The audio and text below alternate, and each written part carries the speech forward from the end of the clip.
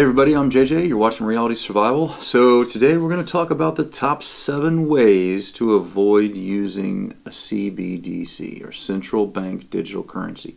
Now, if you guys watch the channel for a while, you know that I don't like the idea of a central bank digital currency, because I think that it will eventually lead to an erosion of civil liberties like we've never seen before.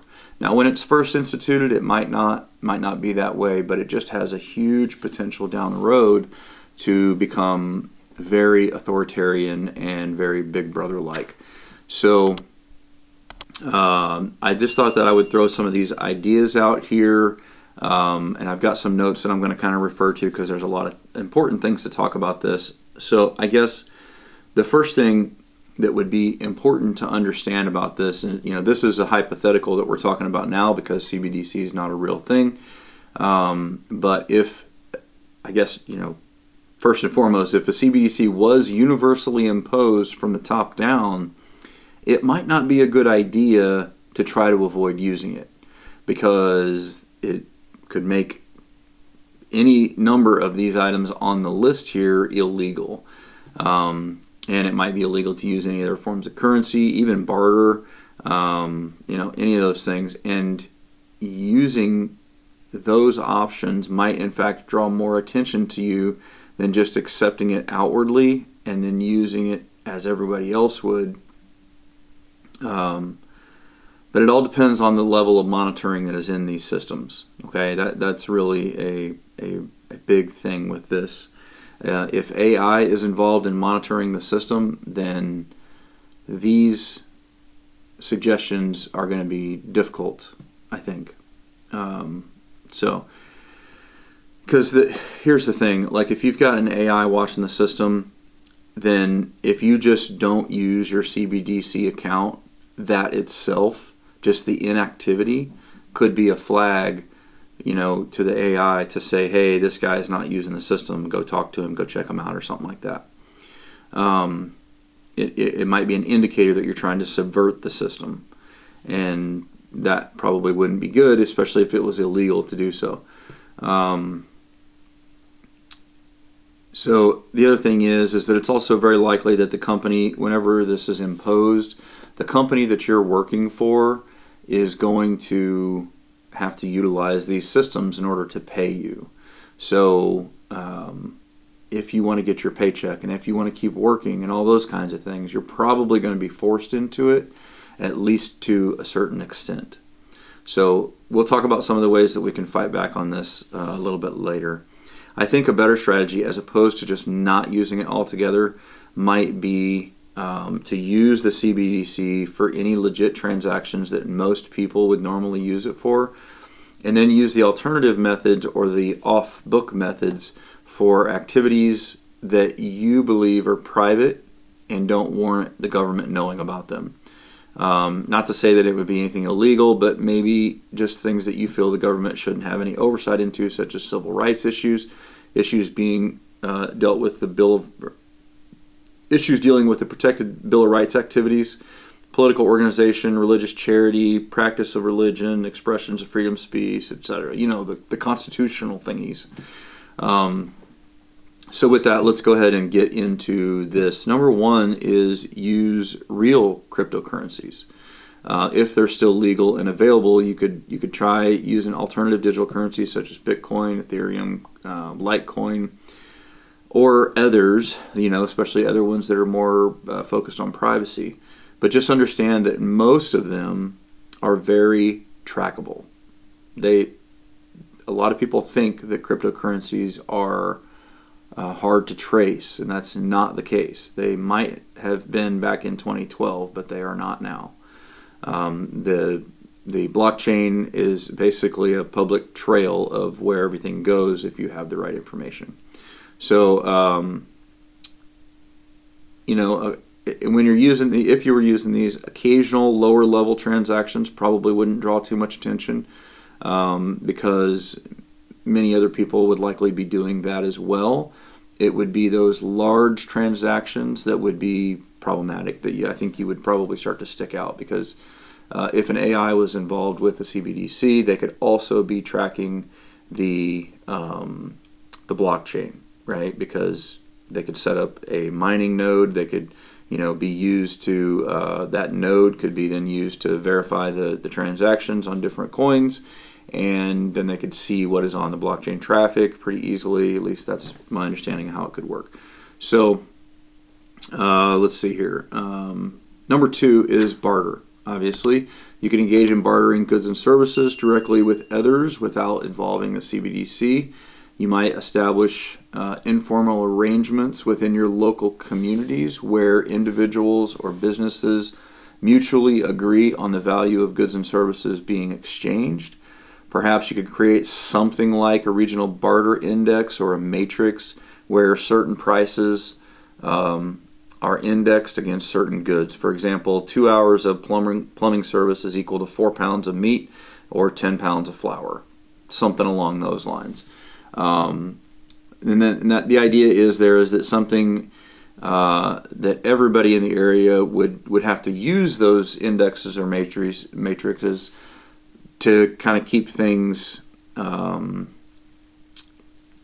a level playing field. So everybody kind of knows what is worth what, and there's some degree of normalcy and some degree of being able to anticipate how much you can get for what price.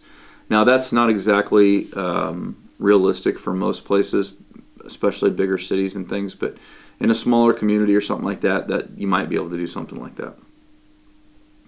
Number 3 is utilize alternative or locally produced currencies or foreign currencies. You could consider using foreign currencies or even old US dollars or euros that were widely accepted as currencies.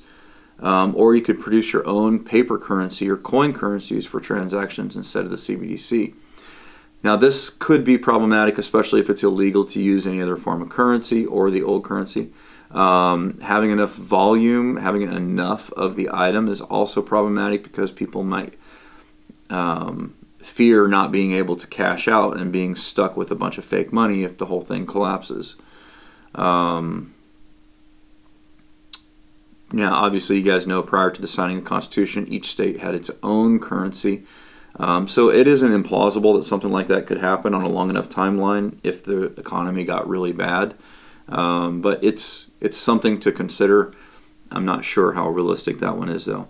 Number 4 is you could try to use gold or silver or other precious metals, possibly even ammunition or other commodities as a means of exchange. Historically, wheat, salt, shells, beads, tea, and tobacco have been used as currency throughout history. So it's possible that you might be able to do some sort of a commodity-based system as well. So number 5 is something that I don't know that it's been developed yet. Maybe it's sort of like a hybrid barter / peer-to-peer encrypted lending platform. And this would be something where individuals or businesses could buy into a system with barter or some other type of credit, and then borrow or lend money to each other using the app. So if you had a small community and everybody, there were certain administrators, maybe multiple business leaders or something along those lines, you could buy into the system by, whatever form of value you had, and then you could start using the app on it, and it would credit and debit your system electronically. You'd have to figure out the details of this. You could also experiment with some crowdfunding or decentralized platforms, that operate off of blockchain technology. The key with these types of systems would be figuring out how to buy into the credit without raising suspicion.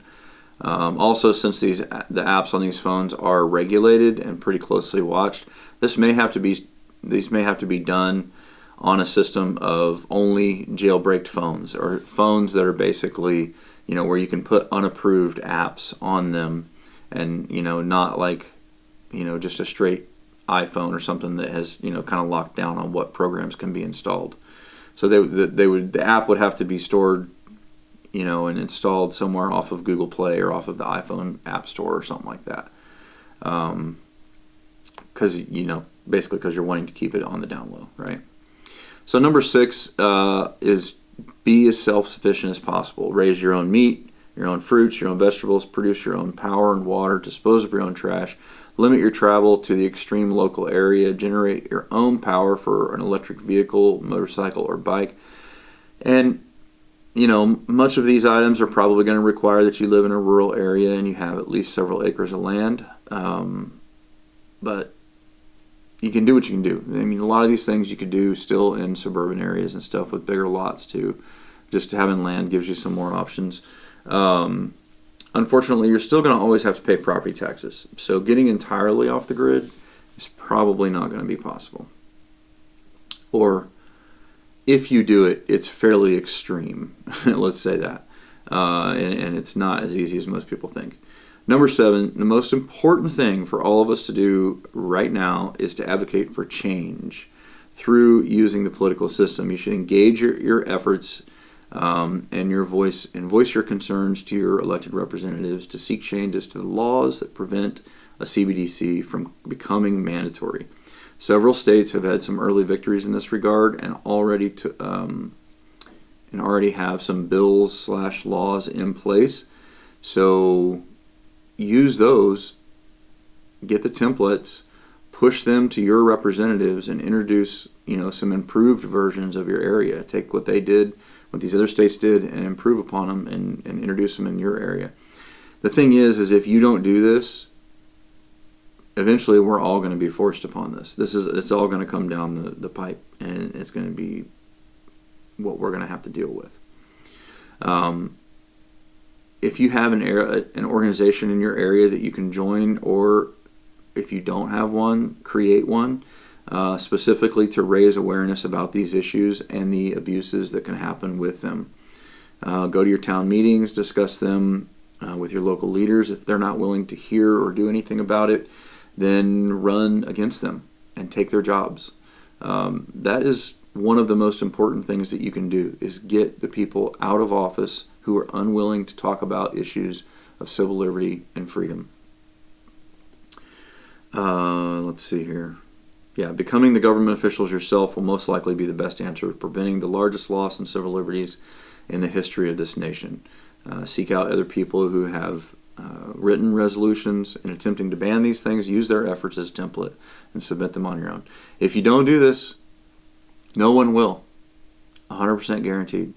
The prepping community, as a general rule, is far more ahead of people on being knowledgeable on these kinds of things. And if you guys don't start the ball rolling, it'll be too late to try to start anything. It'll already be implemented, because it's very possible that this is some sort of a CBDC will probably happen in the next 2 to 5 years. Nobody knows the exact timeline. We do know that they're already experimenting with these things. They're already working out the system, working out the backbone of it, the infrastructure, and banks have done some real-time experiments and stuff with it, and it's happening. It's starting. They're laying the groundwork for it now. So that means that in a few years it's going to be here. So we really need to think about what we can do to stop it, because it will be eventually very, very intrusive, in my humble opinion. So anyway, guys, thanks for watching. Let me know what your thoughts are on a CBDC. Are you worried about it? Do you even know what it is? If you don't know, then you should Google it. You should try to educate yourself on it. Watch some videos on it. I've got several videos on it myself. And I think you need to know about it. So take care. Don't forget to live the 6 Ps. Proper prior preparation prevents poor performance. Stay safe.